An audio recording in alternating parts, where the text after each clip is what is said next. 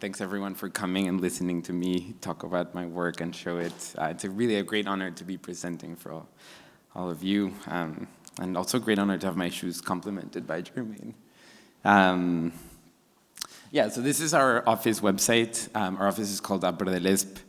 And so today I'm going to be talking a little bit about the office, and then I'm going to talk about one project. When we first founded the office in 2012, so more or less 12 years ago, sorry. We had done, a group of friends of mine had got together and we had designed a commercial project. We did a restaurant, and we were very frustrated with kind of the way that we had learned how to do architecture and the way that we were doing architecture. And so this frustration kind of resulted in two changes that we did in the way that we work. And so I'm going to start talking by that. And the two changes are, one is kind of thinking what an architecture office is and what an architecture office can be. So like what infrastructures we have, how do we relate to like the rest of the city and the rest of the world as an architecture office. And the other one is more a kind of more sort of disciplinary, like how are we doing things, how are we drawing, how do we bring the drawings to discuss with other people.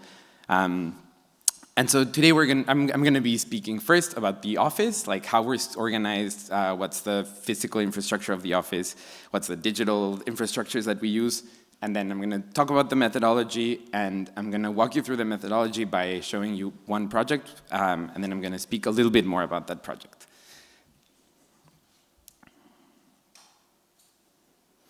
So arpdelesp, founded in 2012, is an architecture office based in Mexico City, practices research on space and its appropriation.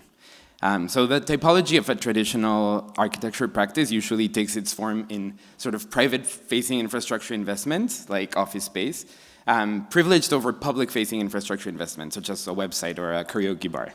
And we think this model is somewhat obsolete. We think that isolation can be useful in a specific moment and under certain conditions.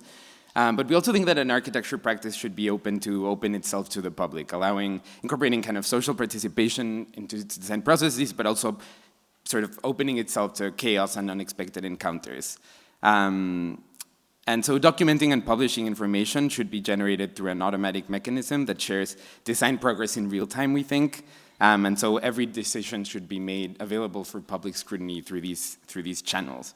And so as an architecture practice, arpdelesp has invested with equal commitment in the public and sort of private-facing physical and digital infrastructures of the office. And we take the development of these realms and the kind of explorations between the intersections between them as, on one hand, kind of, both fundamental for the actual daily functioning of the office, but also as a mode of research into the forces of appropriation, which I'll talk about more in a minute. And we really believe that architecture firms are in a critical position to use their own office and other infrastructures as prototypic sites for spatial research and experimentation. So yeah, if we're working with space, I think our own spaces should be one of the first things that we sort of question and think about. And so we've made this little diagram to kind of organize the way that we think about our infrastructure. And so you can see there's two rows, one for physical infrastructure, the other one for digital infrastructure. There's two columns, one for private and one for public-facing infrastructure. And this is kind of how we organize, at least in our minds, how the things that we use for working are organized.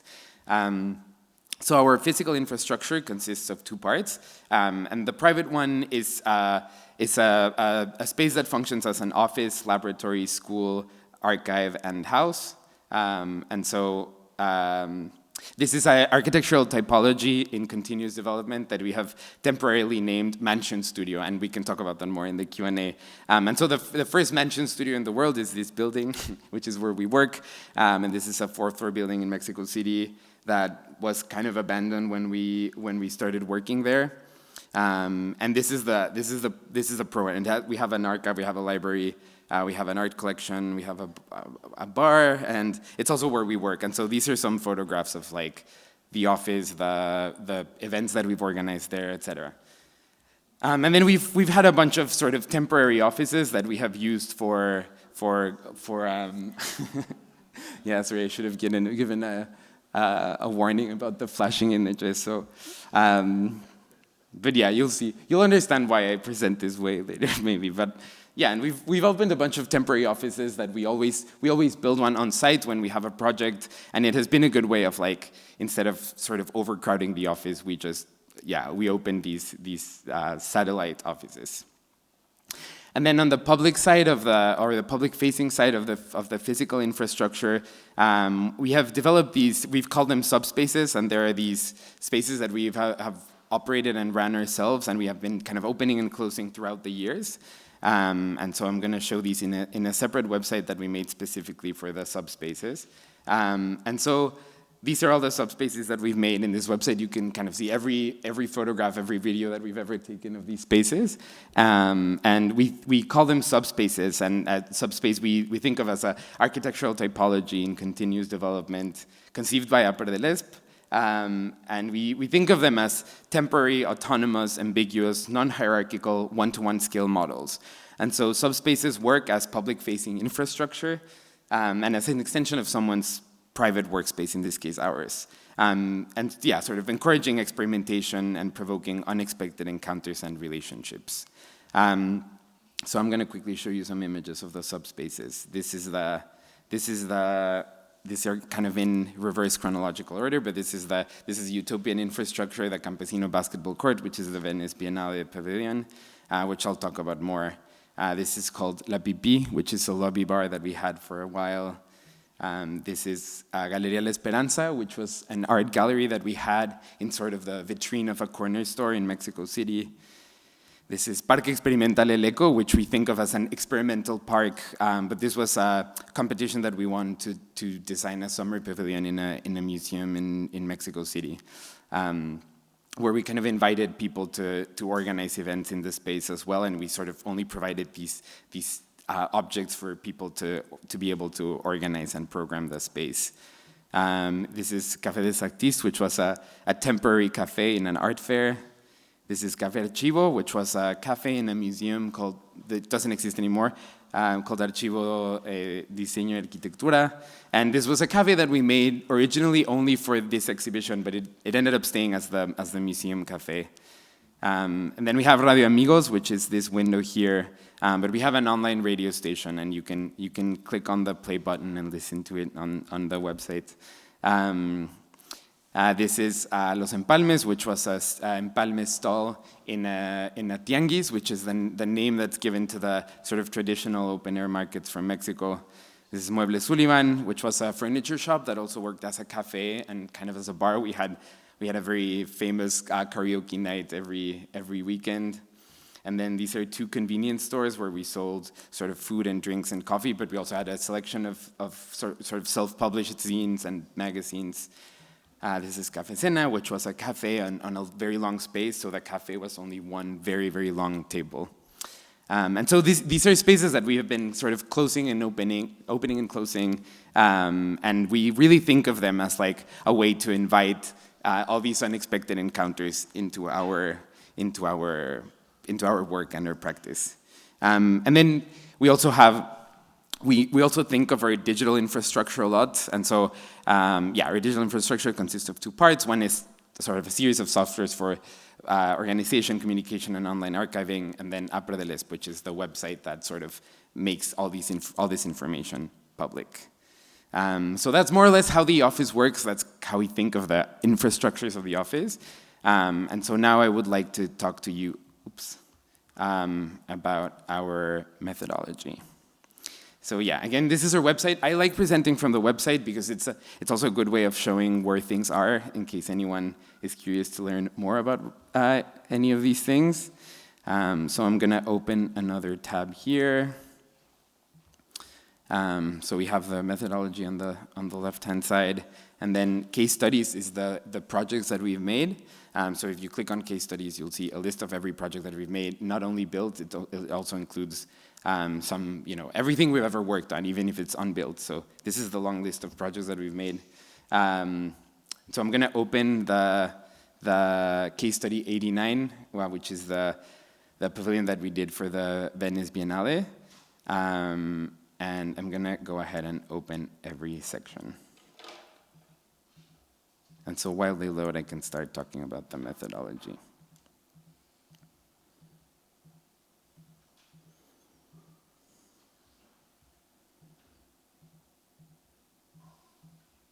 1 second.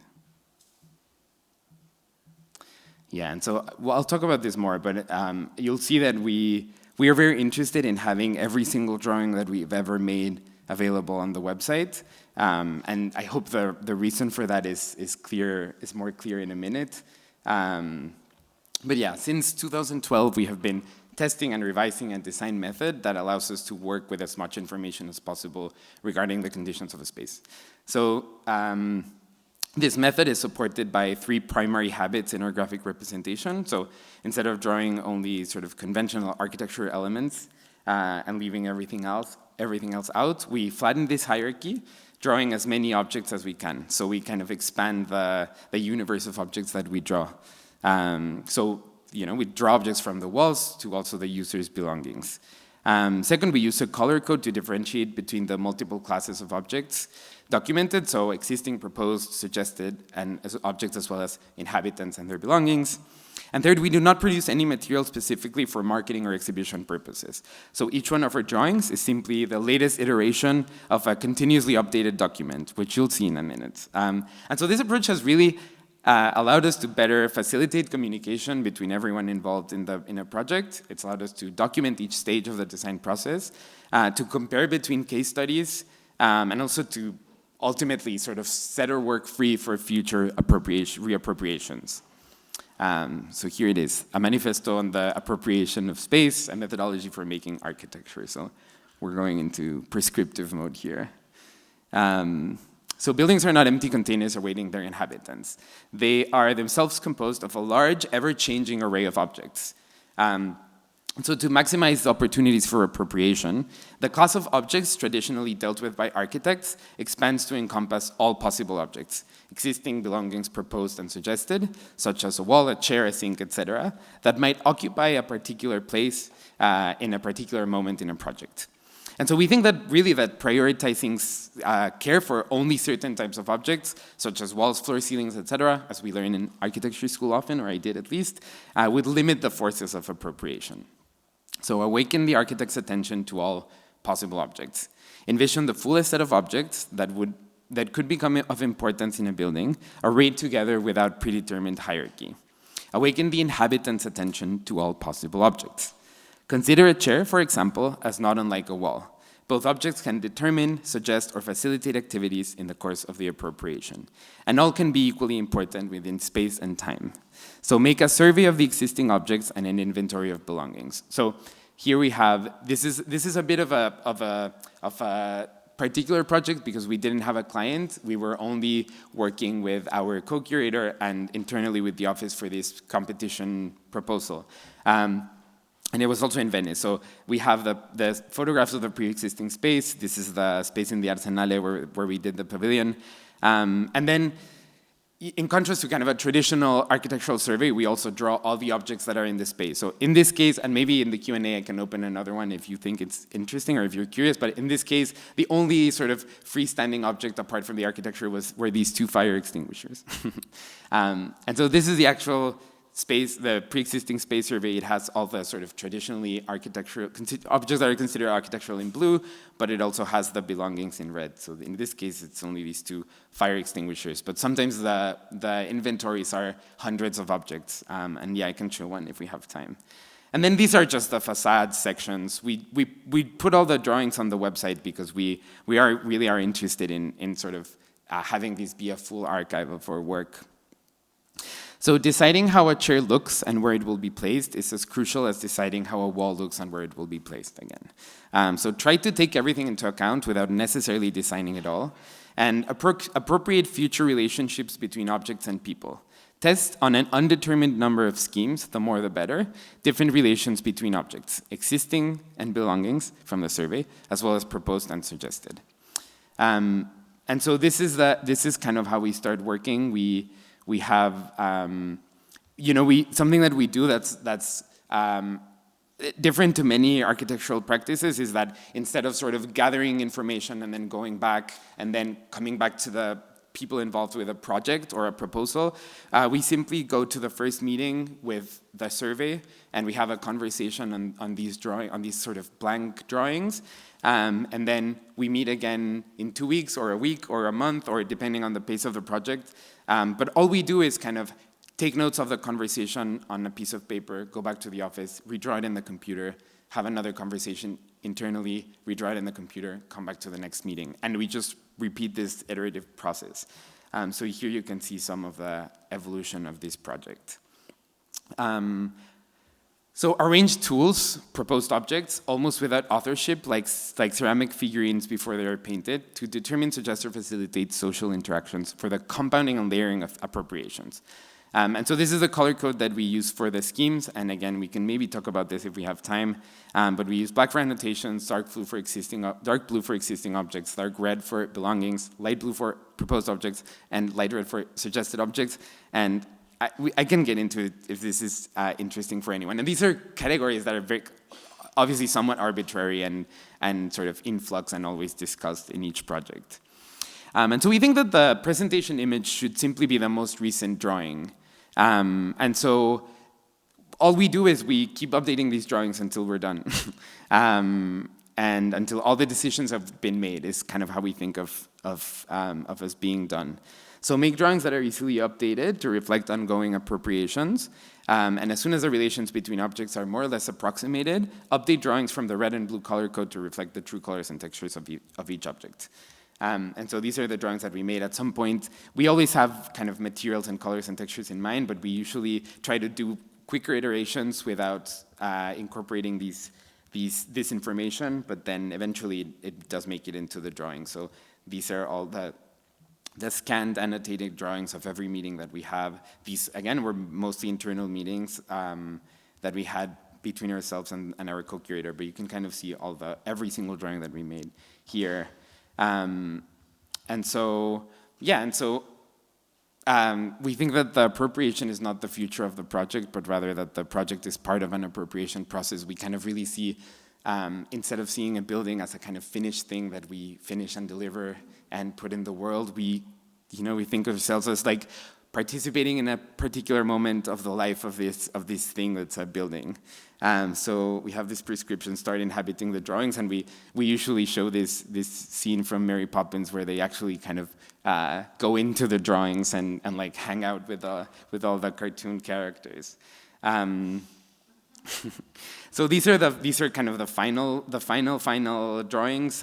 These are just like the latest iteration of this long conversation. We don't do anything. We kind of we don't do any like renderings or perspectives to like explain the project. And this is we also make these little models with printer paper to. In part as kind of also like an archival like way of having or the 3D version of our project in the office. And finally, take and gather from other sources as many photographs and videos of all the stages of the appropriation process as possible. Organize the information, drawings, photos, videos, unfiltered in a public archive. And so this is another thing we do is that we always, instead of sort of hiring a professional photographer and having them take 10 photos and then pick 3, edit them, show them on the website, we sort of put every photograph of the space that we have on the website. These are photos that we took ourselves, but also we found on social media, or if people send us images, we put them there. They're all here.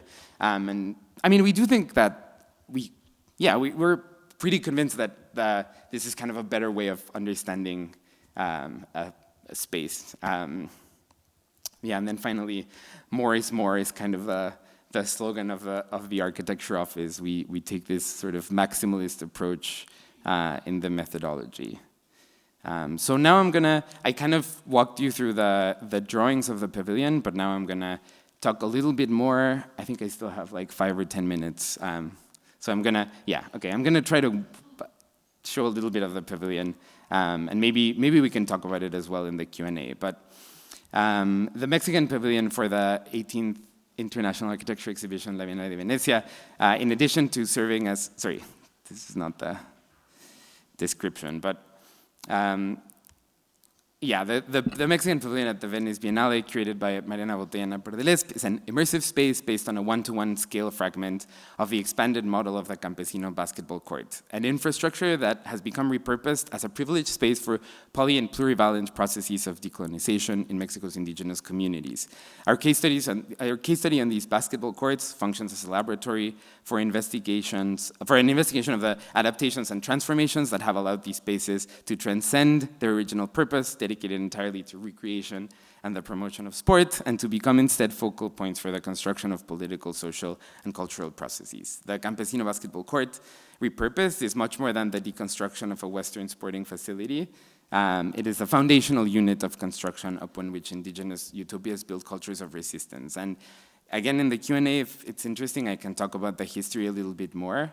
But I'm just going to quickly walk you through the elements of the pavilion as you see the videos on the right, so that you get a better idea of like what was actually in the pavilion. So yeah, we had the fragment of the basketball court. We made a kind of reinterpretation of these campesino courts, and we could only fit a fragment, so that's what we did to keep the sort of one-to-one scale.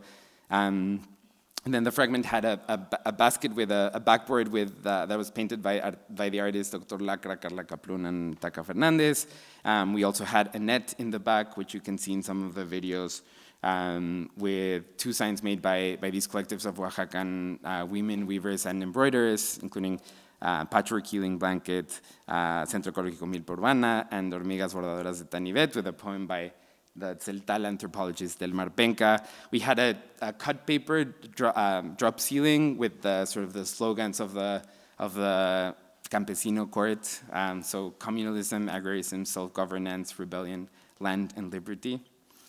We had what we call the propaganda kiosk, designed by Studio Fabian Capello, which was this kind of constructivist element from which all the content of the pavilion was broadcast. And so it had a couple of bars, a basketball dispenser, a decolonial jukebox, which I'll talk about in a second, 2 screens, 4 loudspeakers, free coffee for the duration of the Biennale, and 2 signs painted by the same artists. Then we had an audiovisual installation, which was in these 2 screens. So one screen had, this is a still from this short film that was made by Antonio Turok, based on kind of documentary research that he did in the Tzeltal community of Tenejapa, Chiapas, where, I mean, among other very interesting things, they have a carnival every year where they do a recreation of the Popol Vuh, which is the sort of Maya myth of the creation of the earth, in which part of the myth is a game of ancient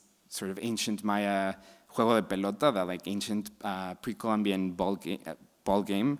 So I don't know, there's like also, and they do the recreation every year and they do it on a basketball court. So there's a kind of mythological connection between the ancient ball game and the current basketball. And then on the other screen, we had these reels of photographs of the Campesino courts, photographs taken by photographers Brian Cross, Eunice Adorno, and Jorge Santiago. The decolonial jukebox was a jukebox located in the propaganda kiosk with a selection coordinated by Radio Nopal, with kind of indigenous music, field recordings, popular music, protest songs, recordings of political speeches.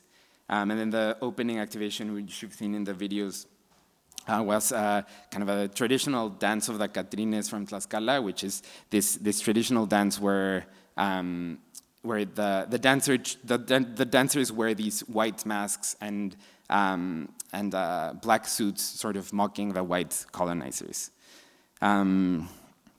And then we have, this was another thing that I think was very interesting about the pavilion. We had, apart from the physical space in Venice, we sort of had 2 other spaces where things happened. So one was the website, infraestructurautopica.com, which is the website you're looking at now, which had a bunch of texts that we commissioned from, here are the authors, but we had a bunch of texts of people writing about the Campesino basketball court, including things like this incredible Tzeltal anthropologist who wrote a book about basketball in Chiapas, in the south of Mexico, in Tzeltal. And then we also worked with a community radio station in Mexico City called Radio Nopal, who let us use their physical space in Mexico as a kind of alternative venue to the pavilion. And so we had a radio station that was broadcasting live for the duration of the pavilion, called Radio El Colibrí del Lado Izquierdo. So you can see the play button here, which is inactive now, but the entire archive of the conversations and the transmissions that they did is on the website.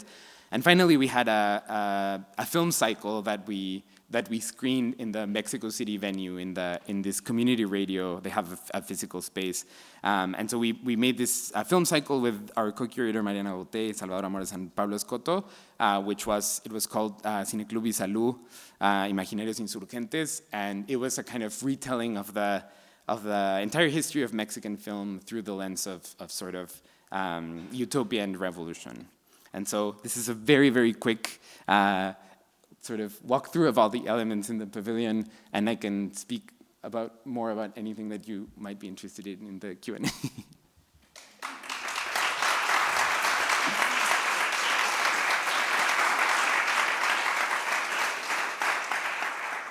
Thank you so much for that, Rodrigo. My senses are completely filled. It's extremely exciting. I was wondering, just before we kick off with the questions, you said that you might be able to bring up one of the more complete object inventories. Yes.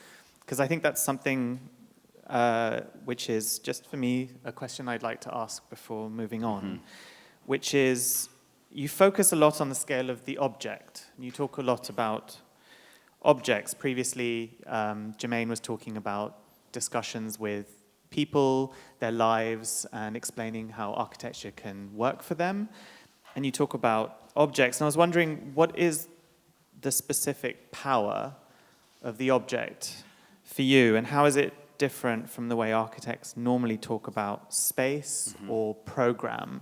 Yeah. So if you could tell us a little bit more about that. Yeah, I mean, I think this is kind of legible in the presentation, but I think if we have one political stance, it's that we are really, at least in the way that it's also materialized in a design method, but it's trying to flatten this hierarchy between the different classes of objects that exist in a space. And so, this hierarchy where like architects are concerned with the more permanent, expensive parts of the building, such as walls, floors, etc. It's like very much mixed with all kinds of like issues that have to do with race and class and gender. And so we really think that there's a lot to be undone by flattening this hierarchy. And like the focus on objects is in part because like that's the material we have. There's of course other things, but I think something that's really interesting is that having these objects handy during the process is like, it's like a very practical way of giving them importance. Like, it's not something that we believe in, but it's something that we have the things at hand when we are drawing. So I can show, this is one of the bigger inventories, but this is a house that we're making for a client, and this is all the stuff that they have. So this one's like maybe hundreds of things, and this is like, you can see that the drawings are very simple. We're not trying to like make super precise drawings. These are placeholders so that we can consider these things when we design. And I just noticed that you didn't mention the exhibition which you have coming up. Oh, yeah. And I just want me to show the exhibition? Well, I think it's a good opportunity because it's interesting. So it's the first time that we're doing, we have an exhibition at the Mexican sort of collectible design gallery AGO project. And for that it's like our first time that we're doing product design. And we're making a series of electrical accessories, so outlets, switches, power extensions, but we're trying to make them spatial. So it's a little bit difficult to explain without images, but it's like, imagine like if a light switch also had a hook. But yeah, we are interested in like how these objects that are not traditionally considered architectural can be as important as a wall for shaping a space. Thank you so much. And now, questions. So. Yeah, I've been dying to talk to you. I guess I want to start by saying that I have a comment. Oh no, not a comment. No, I'm kidding. I know. But I believe comments are very important. I think in looking at your work and reflecting upon it, I'm fascinated by the way that you, as an architect and as an architectural practice, have begun your body of work by reinventing the interpretation of architecture, right? Or the process of being an architect. And I love the way the kind of flattening of the hierarchy of space and objects also flattens the hierarchy of collaborators in an architectural system, right? Mm-hmm. So as an industrial designer, product designer that also studied architecture but has never practiced, we find ourselves in rooms where architects, maintain that hierarchy, and that hierarchy translates into, different percentages, et cetera, and ultimately absolutely. Finances, which is, it's quite literally, the power system driving down. Yeah. So I applaud that. And so my question is, you constantly talked about we, but you didn't tell us anything about your collaborators. Yeah, okay. I'd love to know who are all of the, I'm imagining there's hundreds of people involved in this body of work. Look at all and this stuff. I'm not sure if I understood anything, but it's fascinating. Yeah, I mean, so it's actually, I mean, I can talk a little bit about the history of the office, but we were 6 partners in the beginning, and everyone has left except for one other partner and myself, and they've all left to do kind of all kinds of interesting things. One is the founder of this for all the ravers here, he's the founder of NAFI, which is like a very famous Mexican electronic music label and party. He's like a famous DJ now, and another one's finishing her PhD in architectural history. Another one went off to start his own graphic design practice. And so we first made this project. Where is it? Did you drive them insane? Did I drive them in? Well, I think honestly, I think a big part of why they left is because it's so hard to make a living. How do you just sort of how do you sleep? Mm-hmm. If you have to keep all that in your mind and somehow incorporate that into something that at the end of the day also needs to be translated into a space that people use and feel comfortable in. Yeah. I mean, I think one way of answering is that the methodology is meant to put limits on the chaos and to contain the chaos. So I think that one thing that we do is that when we start working in a project, we are like, okay, these are the 6 drawings that we're going to update. So those albums that I showed with all the drawings, they really are, it's, the inventory, and then there are these, this is a small project, but there are these maybe 6 to 8 drawings, and we make the drawing with its all its information and everything, and we're just updating that drawing. So I think the methodology has been, we never have to think about format, we never have to think about selecting images or selecting views. We kind of make these decisions beforehand where all the information is there. And we think that also,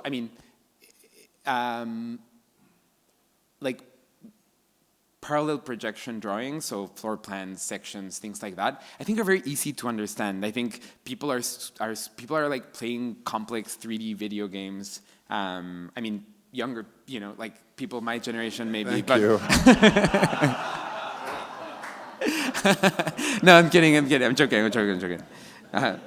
No, yeah, I was wondering if you play Fortnite, and I was like, maybe, probably not. But yeah, I don't know. And then this way of showing the project is also a way of. I really do think that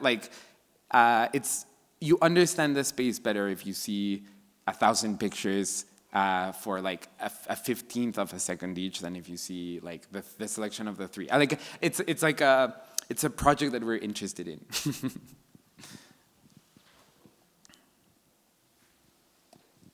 So, being Mexican and knowing Rodrigo since a long time ago,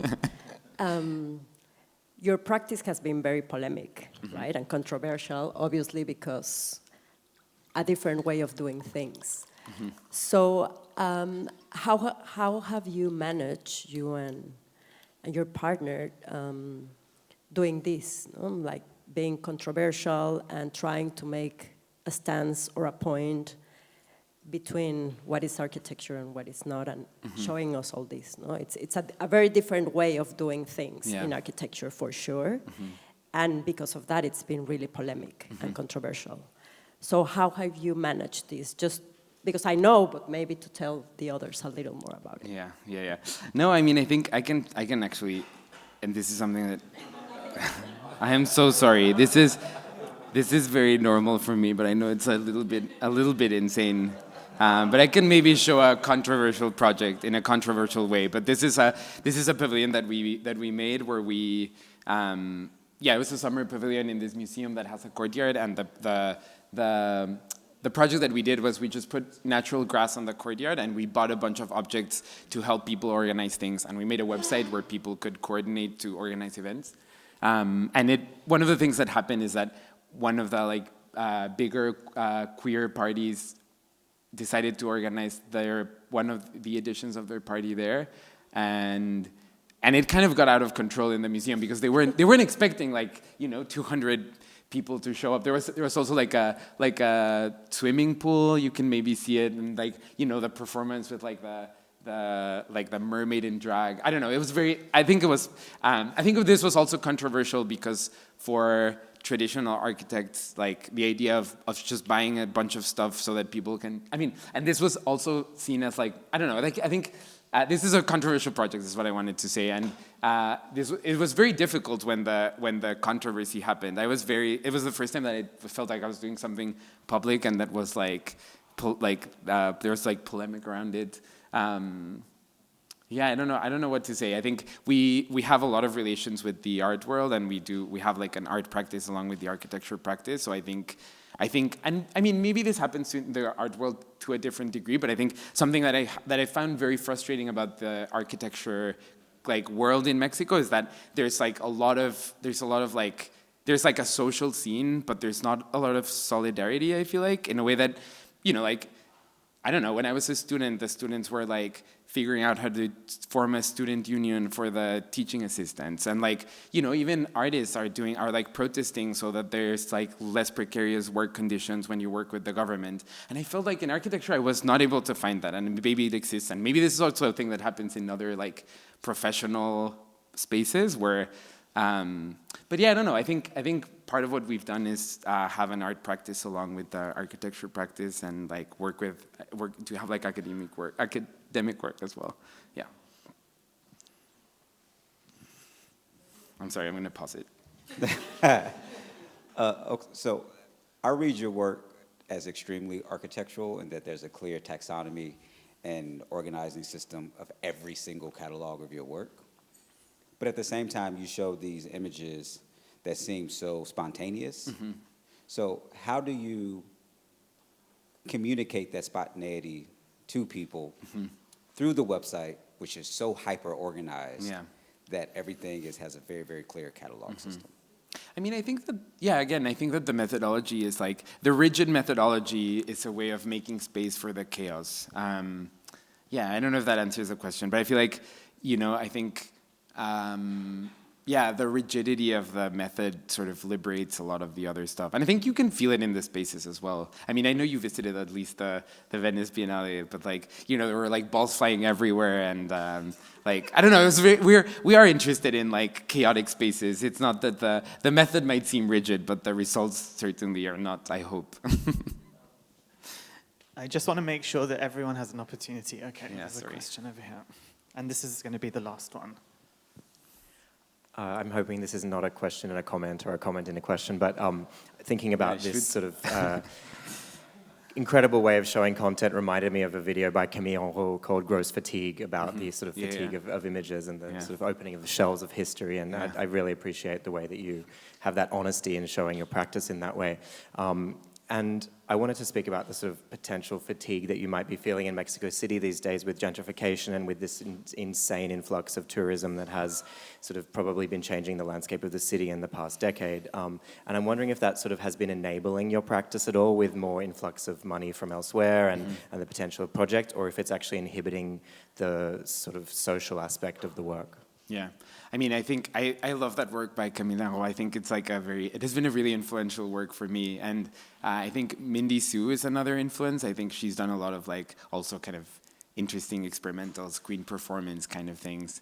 But yeah, I don't know. I mean, the city has definitely changed a lot. I think that like the form of gentrification that happens when you have people from the US sort of gentrifying Mexico City is very different from that kind of internal gentrification, which has been, I don't know, interesting to see. There's definitely good things about that. Like, I don't think a gallery like Agua Projects could have existed 25 years ago.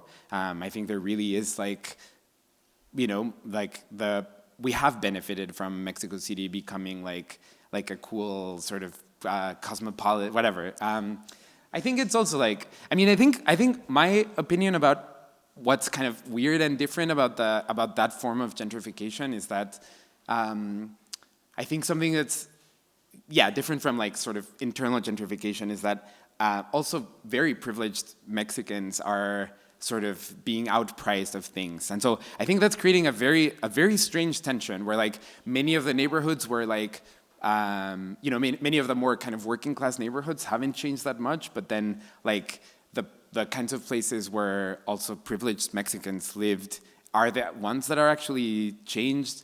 I don't know, another interesting thing that I've found is that there are many sort of restaurants and bars that have been opened by Americans and only Americans go, and that was another thing that surprised me. I don't know, I have no like value judgment, but I was surprised. I thought that they were all going to be hanging out at the bars that I go to, and I was like, oh, there's going to be an English menu at the bar that I go to, but it's actually not true. It's like, you know, there's like a Thai place that was opened by an American person. They have English menus, only Americans go. I mean, the food's really, I don't know. It's like, I don't know if I have a value judgment, but it's a weird dynamic that I hadn't experienced. I don't know if that helps answer your question. Yeah, it does and it doesn't. I mean, you can talk about it more. Maybe I shouldn't be answering these curious, things like, on if mic. it's enabled you and your practice to sort of enter between those spaces and whether you're interested in being a part of that gentrification or if you're fighting against it as well. Yeah, I mean, I don't know. I think that, you know, something, and I don't know how much I should be answering these things on mic, but I think that doing a project with Ago is like very much participating in that, and we're fine with that. I think that also like our profession is already so precarious that you know, these things are fine and are good. Yeah, I mean, we also haven't participated in a lot of these things. Like we haven't done like you know, like a kind of urban recycling housing project that like displaces people. Like these things are things that we definitely worry about and think about. We think that our exhibition at Ago is maybe the closest we've been to participating in these dynamics. I have this is an anecdote from when we did the Venice Biennale Pavilion. Ago organized a party for us in Venice, and I mean, I am extremely grateful, and they're the only people we've worked with that we've had like actually incredible working conditions with. And so they were like, well, we're in talks with Bottega Veneta for them to sponsor the party for the Venice Biennale. And I was like, I don't know if we want the Campesino, the like indigenous basketball court party, to be sponsored by them. But these are the kinds of questions that we have had to deal with. Yeah, I don't know. Very confused answer.